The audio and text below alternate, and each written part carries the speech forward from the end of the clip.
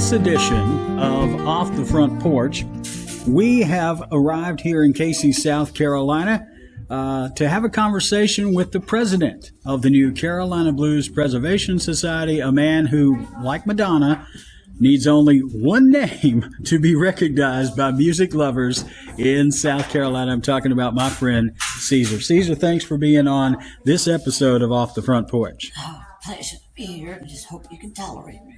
Well, anytime I get to hang out with my friend Ceasar, it's more than toleration. It's almost an abomination.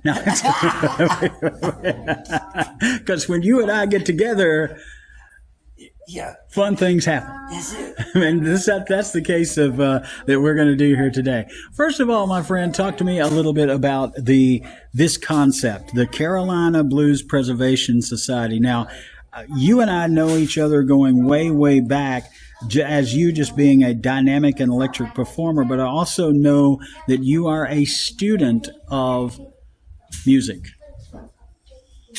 Yep, I've been called worse. You've been called worse. So talk to me a little bit about the genesis of the Carolina Blues Preservation Society. What is it and why? Well, the main vision of the Blues Preservation Society is to eventually create a blues education campus. Okay. And then on this campus, there will be various places in it. We're going to have sessions where you do blues workshops, different instruments, harmonica, drums, all different players, slide, guitar, that type of stuff. Then another thing of it would be for musicians learning how to, the business part, copyright your music, learn how to do contracts, how to market yourself. So it's going to be a school and education center. And again, it talks about the preservation, education, and performance. And we are in a space here in Casey that is called the Carolina Arts Studio. And as folks may hear in the background, this is a living, breathing arts organization. I would paint a picture of what I'm looking at here. There's, of course, chandeliers hanging. How elegant is that? But there's tables all over in here, and there's kids doing art with markers and crayons and pencils and things. There's books all on one wall, and back in the back I see all variety of paper products. And then over in the corner I see something that's brand new to this campus, and that is a performance stage. And as I understand it, the man who is a virtuoso in playing the harmonica and one of the most electrifying performers you will ever see on stage also wielded a hammer this weekend. Yes, I actually built the stage myself, so this whole thing has been built from hands-on, from the ground up, literally.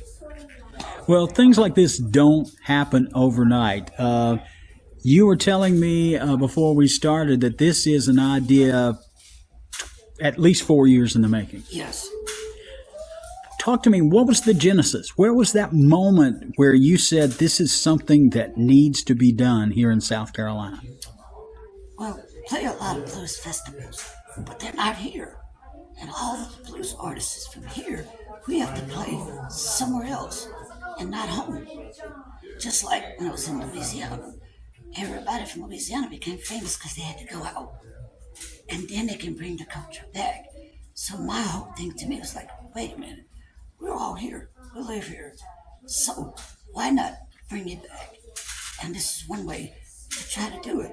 And with all the other blues organizations who profess to say they want to help preserve this music, then we need something to bring us all together. That network. That's why I call it the Carolina Blues Preservation Society. That means all of the Low Country Blues Society, Midlands Blues Society, Charlotte Blues, all of the Carolina Society come together. That way we have that line for everybody. You know, if something is going on in Charleston, we can promote it. They can promote it. We can all help each other become that blues village. Well, and in fact, I have had the opportunity to see you perform in various locations around the state. One of the first places I think I met you was down in Charleston with our mutual friend, Gary Irwin, a.k.a. Shrimp City Slim. Yes. And so I saw you down in the Holy City. And then I've also seen you perform up in Greenwood, but the event that's held up there, it was a tremendous event that's held every year up in Greenwood. Discovery Blues. The Discovery Blues Festival. And just recently, you have here in Casey, you've also been putting on some performances as well at another location, not this location, but another location, just as a way to kind of plant the seed for The blues, bringing it home. Bringing it home. Make it. And everyone who has attended has says, wow, we didn't know we had that going on there. I mean, come on. I mean, we're here, but you're right. But we can only do it if we got people that support it. If you don't support it, then we're forced to go where we can get paid. Exactly. And that's the main thing. People love music. Well, I shouldn't say it's the main thing. It's one of the key things. People love music. The preservation of the music is important for art's sake. But the reality is, blues musicians, all musicians, they're trying to make a living doing what they do. And so having an organization that's devoted to promoting opportunities for blues, preservation of blues, and performance opportunities for blues artists, that's essential too, to make sure that the blues stays alive, because if people can't eat, they can't play. Exactly. And what people don't realize, a lot of times we pay to play. Really? Because when you think about it, I mean, this right here, this is $150 harmonica. Yeah. And I go through about a few of these in a month. Really? You will wear them out? Yeah. Whoa. So because I thank God I have an endorsement with Homer, but even still, when you look at the other average player who's starting and coming out, you got to invest in your tools of the trade. And then you got gas money. Right. Then you got to eat. Right. And a lot of times, if you're playing 2 days, you got to have a hotel room. That, and then you got to dress. You can't play the blues looking sloppy.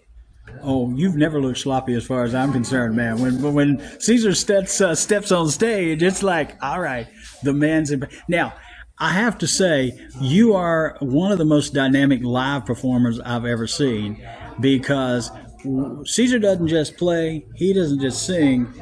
Those feet get into the action as well, because there are videos out there. You can look on social media, and you can look at things out there. When you see Ceasar on stage, watch the feet. Open your ears to what he's singing, but watch the feet. That's why I built that solid stage. Oh, is that what it is?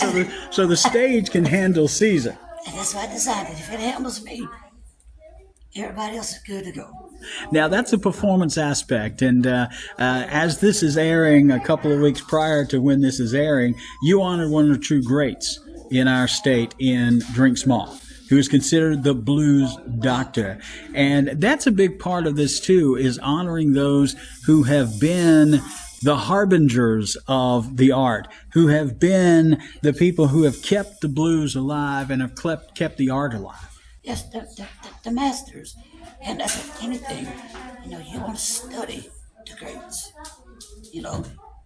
but study them not to be like them, but to take care of what they did and how they did it. That's why I named it the Woodshed Sessions, because back in the day, that's what you did. And you said, man, I got to go to the house in Woodshed, work on your craft. Also, the Woodshed, that's where when you would need discipline, they took your business in the woodshed. And the honoree of your first Woodshed Sessions was Trains. the great Drink Small, Yes. who is known as the Blues Doctor. Why was it important for you to honor Drink Small for the very first Woodshed Session? To me, as someone that loved dearly, known for years, and known the trails he has blazed, and where he's at the time he's at now, I want to be able to give him his flowers while he can smell them now and tell his story the way he wants to tell it, not from some writer or somebody from a documentary reading. Let him tell it, and whatever comes out, comes out is his story. That's important. That I think is so very important for the work of this society, is because every blues artist, every blues master, as you call it, who has been out there on the road, keeping the craft alive, they don't bring with them just musical instruments. They don't bring with them just songs. They bring with them stories of survival. And as you said, life. Yep, because you can't play the blues in an air-conditioned room. And we play the chitlin circuit, trust me. The chitlin circuit. There you go. You can't play the blues in an air-conditioned room. What are we going to turn the? We're going to turn the air off in this spot. You got sweat, baby. You got to sweat. If you ain't sweating, you ain't playing the blues, baby. I have myself in one word. How would you describe yourself? Because I had to think about it a while, and it was like experience. You experience Ceasar. That's fair. That is. I mean, You might hear me, see me, think about no. You experience Ceasar. You might come in one way, but when you leave, you won't be the same. And I think in a lot of ways that is the truth with every blues artist that I have ever met, is that I'm not going to see a performance. I'm going to be part of The experience. I would consider it almost a reckoning. Yeah. Is that I would go and I would be in the presence of somebody who's seen life, done life, felt life, tasted life, And telling me about it. and telling me about it through the music.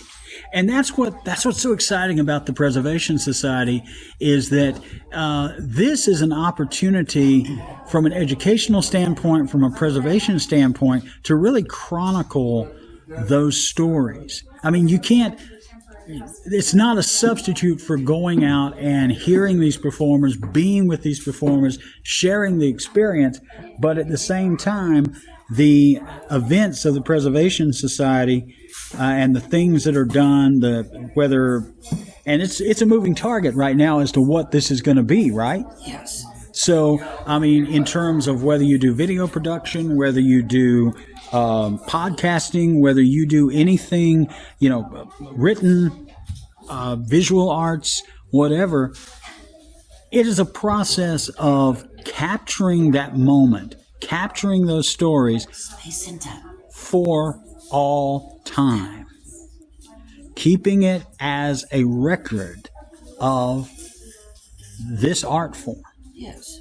Yes, which goes way back, because with our jazz friends who we love, we always get into tisk about the jazz and the blues. And I always tell them, I said, yeah, we know the blues is the foundation for all of it. And yes, you jazz guys should play blues better than us because y'all know more chords. But can we feel what you play? That's the thing. The blues is all about a feeling. That's why musicians and singers and entertainers would never be considered as actors. But they don't realize we have to sell. It's acting for us because we have to sell you the story. But if it's real, you don't have to sell me much, do you? Right. See, that's the difference. See, but for actors, I mean, you got Yeah. the script. You got all that. But with us, we're great actors because we sell it to you straight. And that's the thing. I think I would argue that it's not so much you're acting as you are actually acting as a conduit to Right. allow us to allow us to feed into that and to move into that energy. Yeah, we're that vessel. You're a vessel for us to find whatever it is that you've brought to that stage, that life What you take experience. from it. That's why I would say, get you some. If you don't, that's your fault. Get you some. All right, let's talk about how we're going to get some with this society. You've got a board already in place. This is an official 501c3 nonprofit. Correct. Have you begun working on programming, is that coming together? Yes, we are with that. Workshops, sessions is the first major thing. Woodshed sessions Then we are got the blues first. workshop jam, which is going. So now we're going to start working on membership. We're going to be needing volunteers.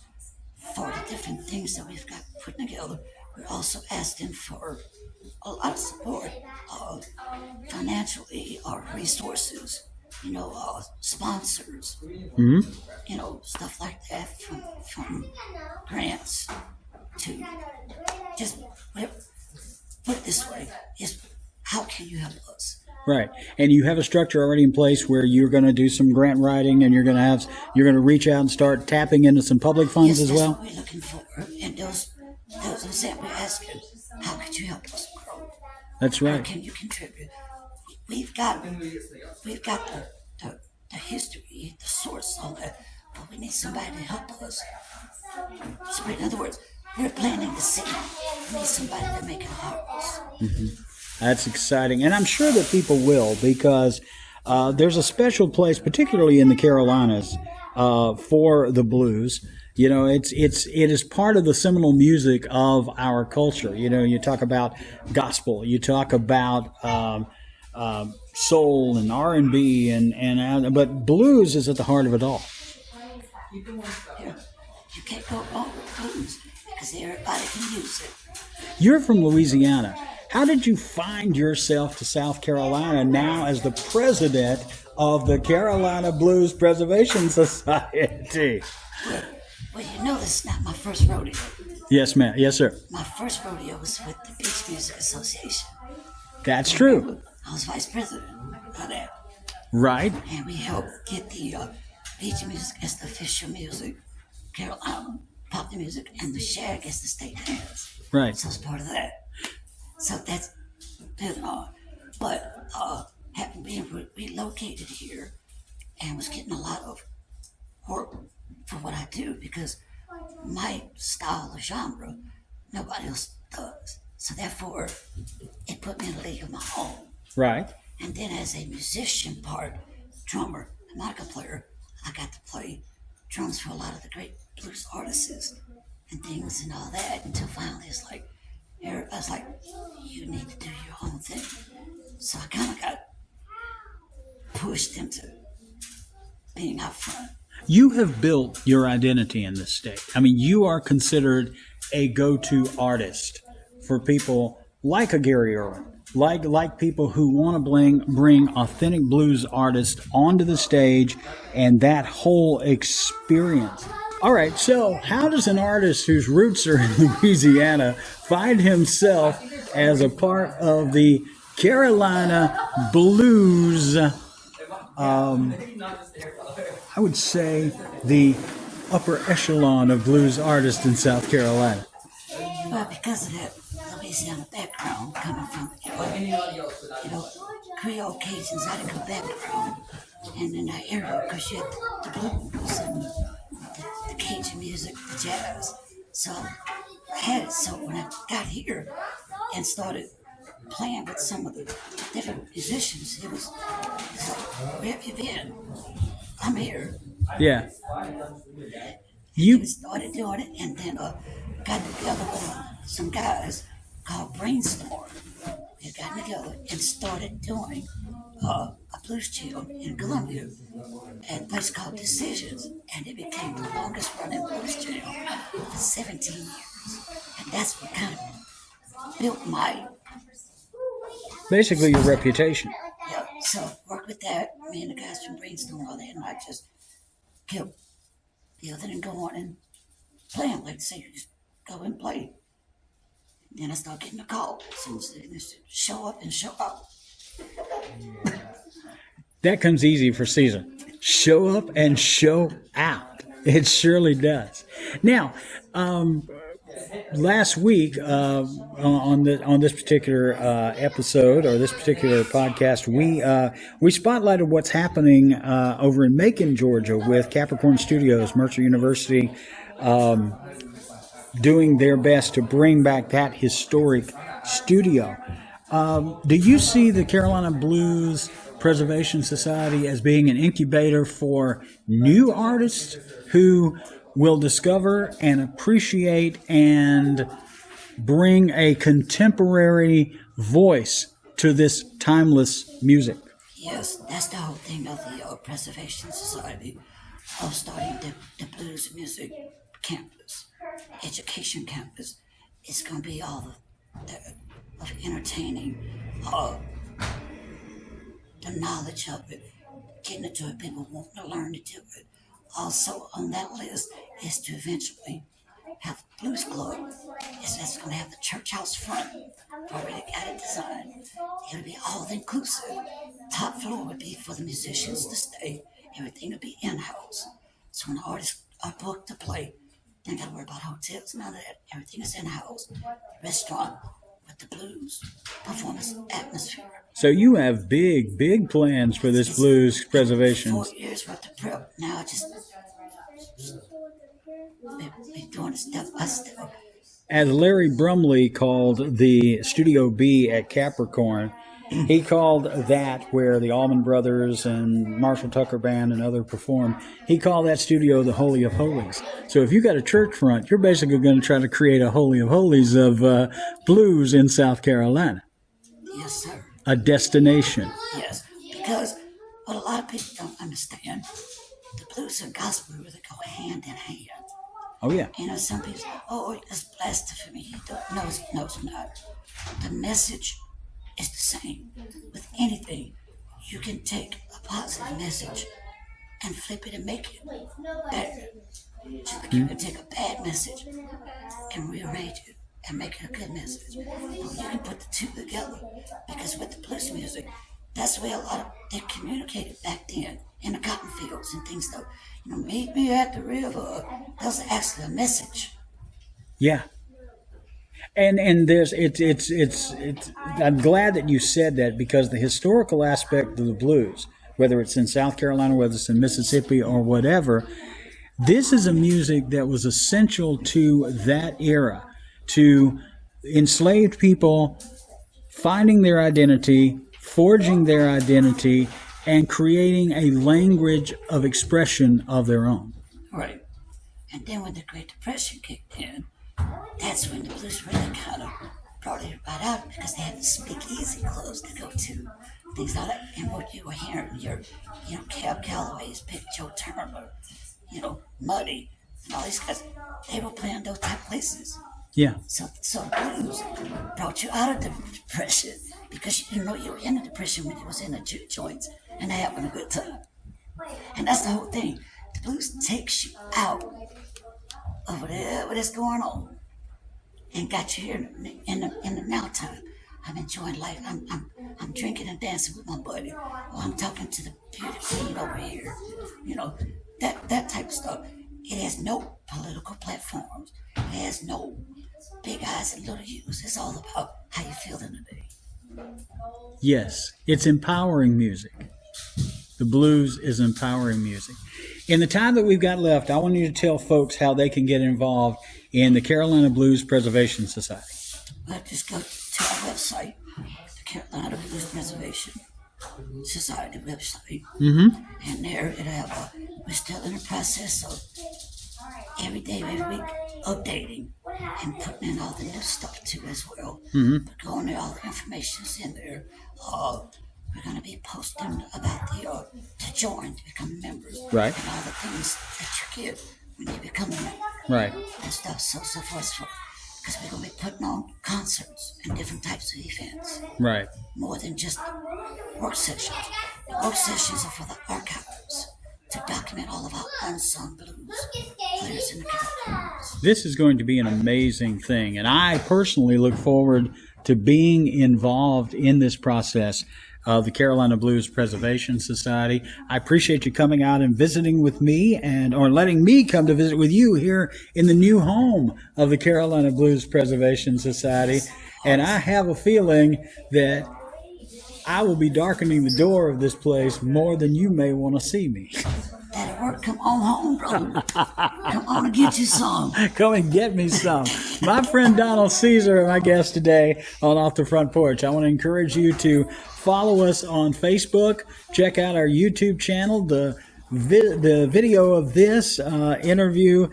Follow us on Instagram, and I also want you to spend some time looking on our social media as well as on their social media as well to find out how you can get involved in the Carolina Blues Preservation Society. Thanks for joining me in Casey, South Carolina.